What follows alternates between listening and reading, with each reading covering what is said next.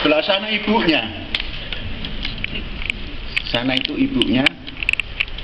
Ini nggak lebih daripada 9 bulan 3 hari menikah lahir. Jadi cepat. Karena umur sudah 24 ketika itu. Nah, setelah itu jalan biasa. 1 tahun, 1 tahun, 1 tahun, sampai punya anak 7. Baik, ini hamdalahnya ini, pembukaannya ini. Terima kasih yang lebih lanjut kepada Pak Kopertais. Terima kasih Pak. Terima kasih. Kemudian kepada bapak-bapak polisi. Tadi saya tanya siapa itu waktu datang belakangan. Karena saya sudah kenal, siapa intel itu kenal. Maka Pak polisi datang, ini pasti utusan menginteli ada apa di Azhar itu. Saya kenal. Mengapa? Saya bersahabat dengan orang intel pada zamannya yang puluhan tahun sampai menjadi jenderal. Jadi gaya intel masuk pun saya tahu ini intel. Semua nggak ada yang tahu oh itu intel. Dari Polres paling tidak. Betul kan Pak? Tuh, betul. Sangat senang. Sangat senang. Nah inilah karena bergaul dengan intel zaman dulu yang sekarang masih setia bersama kita, Pak Jenderal Kiflan, saya tahu gayanya. Terima kasih. Kemudian kepada Pak Dahlan Ihsan Kiai Haji, terima kasih. Saya kenal lama, tapi cinta tepuk sebelah tangan. Hanya saya yang kenal, beliau tidak. Maka tatkala saya duduk di pantai didatangi oleh wartawan. Insya Allah ada, mungkin ada. Oh ya, wartawan bilang, wartawan Pak Dahlan, Abah mau bicara. Abah siapa? Abah Dahlan. Oke, coba sambungkan. Sambung. Datang Pak ya. Terus diundang oleh rektor, datang. Alhamdulillah. Jadi walaupun tangan saya ini patah September yang lalu, belum sembuh, masih sakit, belum bisa dipakai sujud, saya bisa tepuk tangan, tidak sebelah tangan. Ya. Baik, terima kasih Pak Jenderal Kiflan dan Ibu. Terima kasih Zaitun Simanulang Robin. Dan kita ucapkan terima kasih yang setinggi-tingginya, sekalipun tiap hari ketemu pada ketua pengawas lembaga kesejahteraan masjid atau ketua pengawas Az-Zaitun, yaitu Datuk Yusuf Agung Sedayu. Pengawas, tapi tinggalnya di Jakarta. Inilah hebatnya itu. Bisa mengawasi dari jauh. Apa yang dilakukan di sini bisa dikeker dengan matanya oleh kacamatanya yang selalu berkacamata hitam. Pengawas. Ya, terima kasih. Saudara-saudara, wisudawan, selamat. Sengaja rektor kita pesan jangan terlalu acara ini berbelit-belit. Umumkan 1, 2 lulus dan semua lulus. Selesai. Nanti kalau berbelit-belit itu kurang seru. Khalif tu'raf. Berbuatlah yang aneh, kamu dikenal nanti.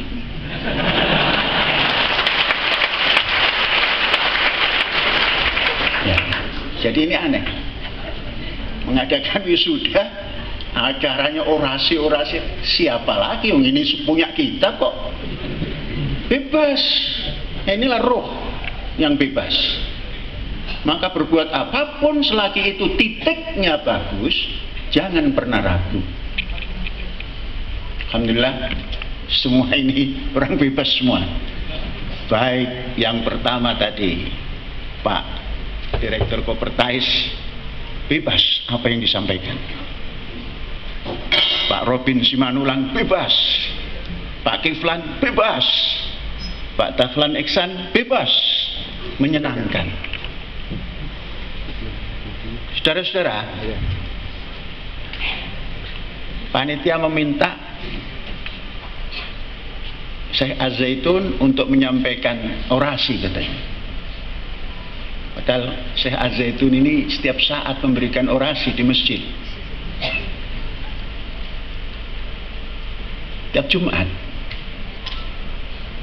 Tapi ini masih juga meminta orasi lagi. Nah, apalah, kita nyampaikan saja. Saudara-saudara, sebelum lebih jauh, tadi kita mendengar bagaimana perputaran modal yang ada di PLN tadi, per tahunnya berapa dan sebagainya. Untuk mengimbangi itu, Az-Zaitun ini tidak ada apa-apanya. Kita ini hanya mengelola modal yang tidak terlalu besar, namun harus menjadi produk yang lebih besar daripada modal. Kalau tadi 1 tahun tak berapa triliun, kita di sini tidak banyak 1 tahun perputaran, baik untuk pendidikan maupun untuk pembangunan. Saya minta kepada keuangan tadi berapa putarannya. Untuk tahun ini tidak terlalu besar, hanya 595,2 M per tahun. Hanya itu. Tidak ada triliun. Tapi yang berputar ini bisa berputar dan tidak hilang uang ini. Inilah modal sustainability daripada apa yang kita lakukan. Karena segala sesuatu bil amwal. Sebelum anfus amwal. Maka amwal ini tidak boleh habis oleh apa yang kita lakukan. Kalau untuk menghabiskan anggaran, itu tidak usah menjadi manajer. Tapi manajer itu adalah bagaimana uang digunakan, uang tidak habis. Inilah yang kita lakukan di kampus ini atau di Az-Zaitun ini, sehingga banyak pertanyaan, uangnya dari mana? Nah, Intel supaya bisa nyampaikan ya.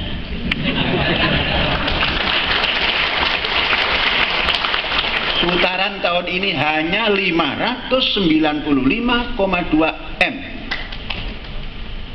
Dan menghitungnya Juli. Nah, ini supaya gayung bersambutlah. Kemudian orasinya, Syekh Az-Zaitun tidak menyampaikan yang ilmiah lah. Apa yang bisa disampaikan saja.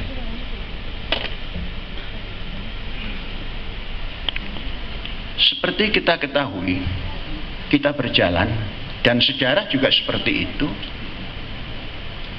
Sesuatu yang bisa menguasai dunia, menaklukkan dunia, tanpa harus berkuasa dalam satu kekuasaan, itulah gagasan. Saudara-saudara, gagasan inilah yang akan bisa menaklukkan apa saja tanpa harus duduk di kursi kekuasaan. Itulah gagasan. Dan inilah yang kita miliki, gagasan. Maka gagasan ini tidak bisa ditembus oleh siapapun, karena dimiliki oleh orang per orang. Jadi kita ini berawal dari menjual gagasan. Kalaulah menjadi seperti ini, belum berhasil, belum hebat. Kalau tadi Pak Dahlan Ihsan mengatakan hati-hati, akan ada yang lebih hebat. Gagasan itu tidak perlu takut. Orang yang punya gagasan, dia akan berani dalam rel. Jadi perkembangan itu jangan ditakuti, kemajuan jangan ditakuti. Gagasan ini terus. Kemudian itulah mendidik. Untuk apa? Untuk melanjutkan gagasan. Mendidik di mana? Mendidik di bumi.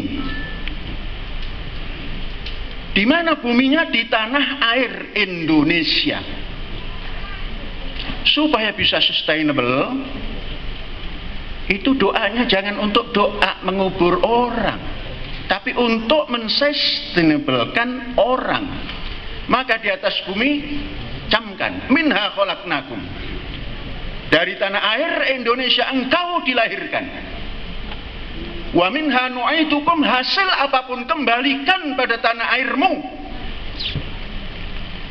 Wa minha nukhrijukum tahratan ukhra, dari Indonesia kita akan bangkit kembali masuk ke tatanan dunia baru yang bahagia.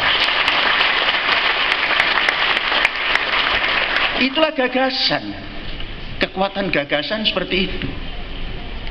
Maka baik dari nyanyian yang kita sampaikan untuk apa itu Az-Zaitun, Ma'had Az-Zaitun, sampai melangkah pada Universitas Az-Zaitun Indonesia, itu sebuah gagasan yang ditulis yang untuk landasan.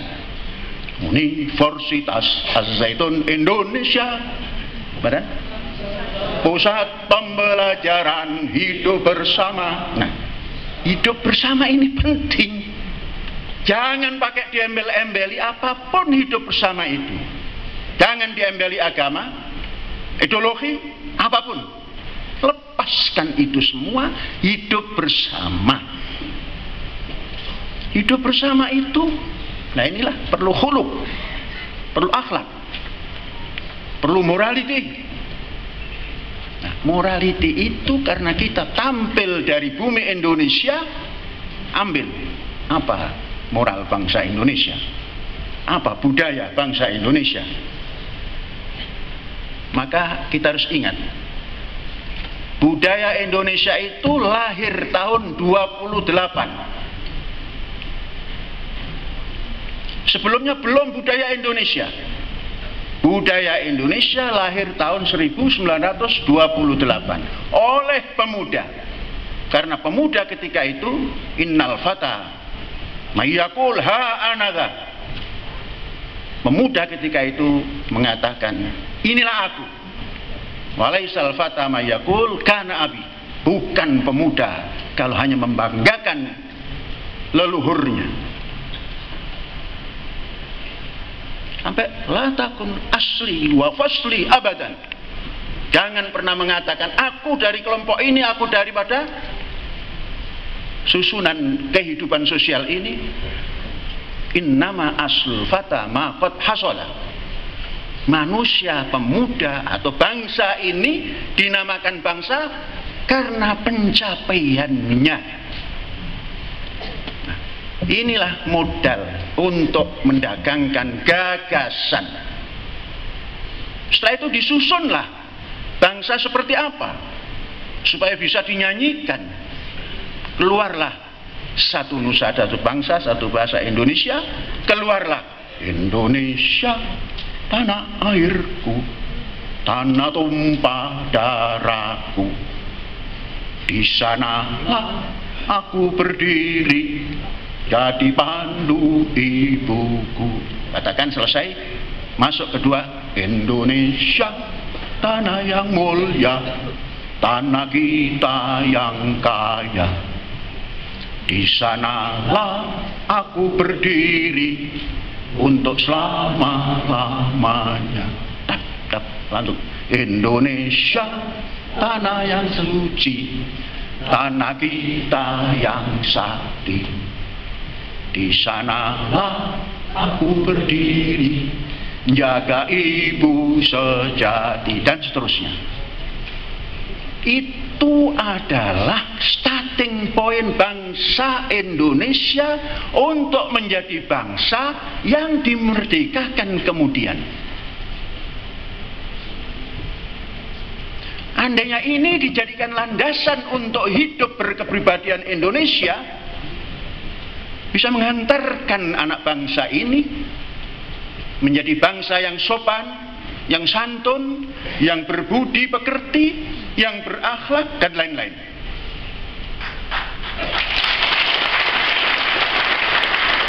Cuma sayang, belum pede. Bangsa ini belum pede mencari rujukan dari mana-mana. Saking banyaknya rujukan tidak bisa diaplikasikan di tanah air yang suci ini. Apa buktinya? Masih banyak orang yang ingin mati di tanah suci, membayar ratusan juta, meninggalkan tanah suci yang sudah diikrarkan bangsanya sendiri.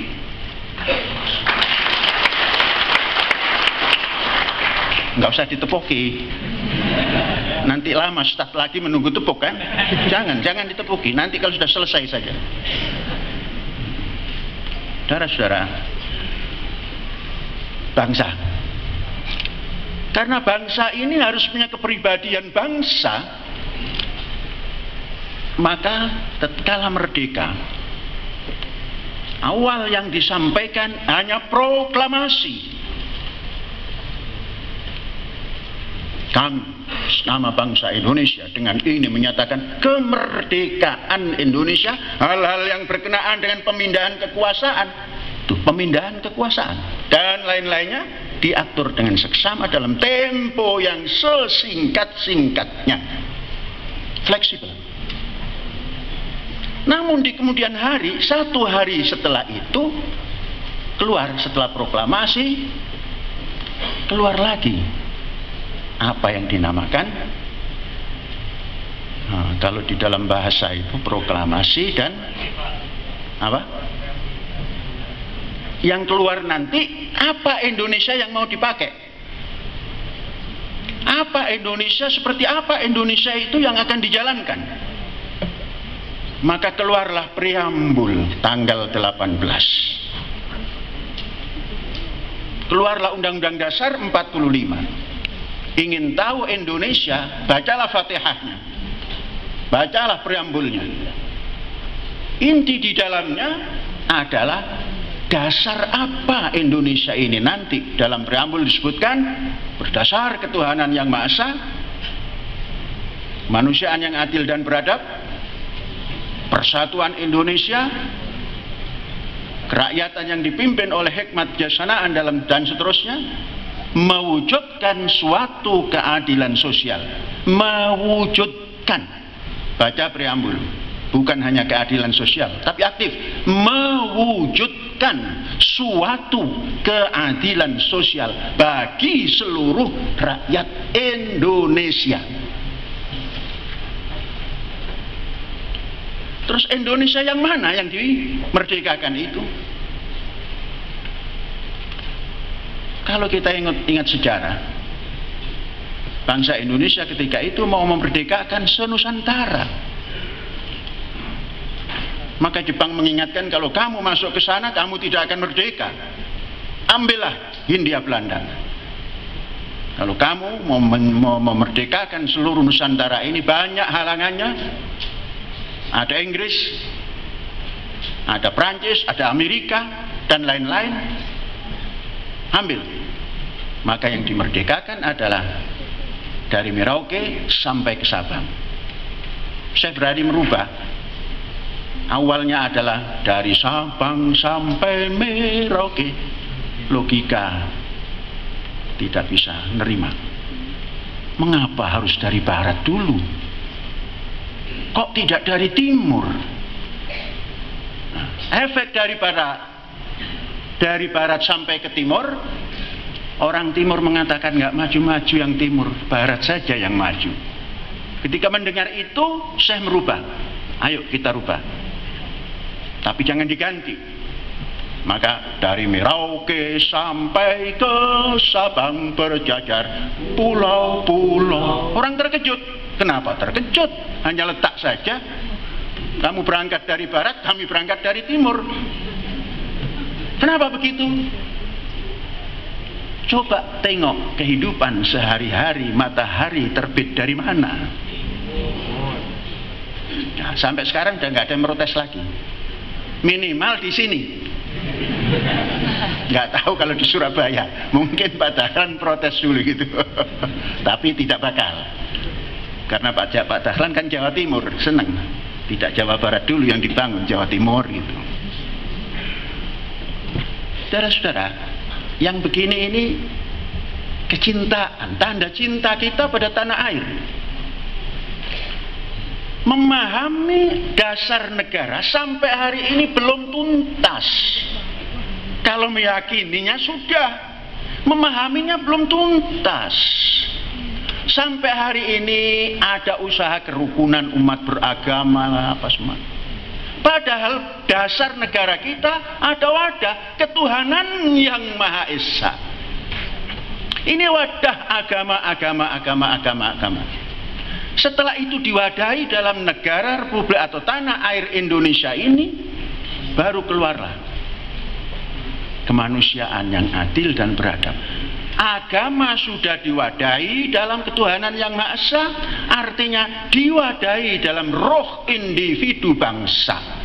Karena agama itu adalah individual. Kalau sudah begitu akan tampil persatuan Indonesia. Akan hancur kalau persatuan Islam. Akan hancur kalau persatuan Kristen dan lain-lain. Bijak dasar negara kita ini persatuan Indonesia. Ada dulu cerita Bung Karno. Tatkala diskusi dengan kiainya Buya Hasan Bangil dulu, tatkala mendirikan Persatuan Islam, beliau mengatakan, Ustaz, disinilah perbedaan kita. Indonesia tidak akan merdeka kalau dasar persatuannya persatuan Islam. Maka saya tidak sepakat itu. Tapi saya belajar agama pada Tuan Ustaz. Hebatnya Bung Karno seperti itu. Terjadilah persatuan Indonesia menjadi dasar. Saudara-saudara, khususnya ini yang IAI, jangan sampai persatuan Indonesia ini kamu rubah dengan persatuan Islam. Kamu sudah Islam, tidak usah dipersatukan. Karena innamal mu'minuna ikhwah, bersahabat. Persatuan Indonesia yang harus kita galang. Saya sering duduk dengan kawan-kawan dari baik Kristen maupun Nasrani. Oh, di sini kedekatan antar umat beragama. Ini semestinya sudah tidak ada bahasa itu. Kedekatan kemanusiaan yang ada. Kita sering mendengar, saya dari minoritas. Mestinya tidak ada. Indonesia tidak ada minoritas, tidak ada mayoritas, adanya persatuan Indonesia. Jadi bilang jangan tepuk tangan. Kalau saudara tepuk tangan saya lupa. Jadi jangan tepuk tangan. Lupa. Tepuk tangan itu melenakan orang kok. Lena, jadi tepuk tangan. Oh, tepuk tangan. Sudah. Persatuan Indonesia. Bagaimana dengan agama? Sudah ada tempatnya. Jangan tertanam. Tamat dari Al-Zaitun, kemudian nanti menjadi penggerak persatuan ini agama lagi. Bubrah, Indonesia nggak bisa bersatu kalau begitu. Persatuan Indonesia lebih segala-galanya. Karena kita hidup di sini, minha khalaqnakum. Saudara-saudara, inilah gagasan. Maka menerjemahkan dasar negara pun karena belum diterjemahkan berbentuk fikih, kebebasan kita memberikan pandangan-pandangan memaknai dasar negara ini. Inilah namanya ideologi terbuka. Dasar negara ini merupakan ideologi terbuka. Persatuan Indonesia. Sudah sampai di situ dulu. Saudara-saudara, sebelum lebih jauh, kita membaca prasasti dunia. Baik itu milenium keberapa sebelum Masehi, zaman Ibrahim dan Musa, diabadikan prasasti itu dalam Al-Quran. Satu, prasasti Fir'aun. Fir'aun dalam Al-Quran surat berapa itu? Surat 5, surat 28 ayat 4. Inna Fir'aun ala fil ardi wa ja'ala ahlaha syi'an. Fir'aun apa itu? Superiority, sehingga bangsanya dipecah menjadi beberapa golongan. Dilanjutkan di situ, yastalifu ta'ifatan minhum, yang satu ditekan, kemudian yudzabbihu abna'ahum, jandan-jandannya disikat. Itu periode Fir'aun. Dinamakan Fir'aun yang merajalela. Kemudian 1,5 milenium lagi ada prasasti lagi. Adanya di Timur Tengah. Orang Timur Tengah dalam prasasti itu disebutkan wa idza busyira ahaduhum bil unsa dhalla wajhuhu muswaddan wa huwa kadhib. Tatkala masyarakat itu mendapat berita melahirlah anak namun perempuan, hitam pekat wajahnya, marah, dibuang. Ini ada prasasti yang antagonis. Zaman Fir'aun, laki-laki dihantam dan umatnya dipecah-pecah. Itulah kejahilian Fir'aun. Tapi namanya ala fil ardi, superiority di dalam bumi. Yang satu lagi zaman jahiliyah. Saudara-saudara, sebelum Nabi Muhammad itu dan tatkala awal Nabi Muhammad, zaman jahiliyah yang menamakan mereka sendiri. Fir'aun terlalu superiority, di sini terlalu jahiliyah. Jadi ada dua prasasti. Tinggal saudara milih yang mana.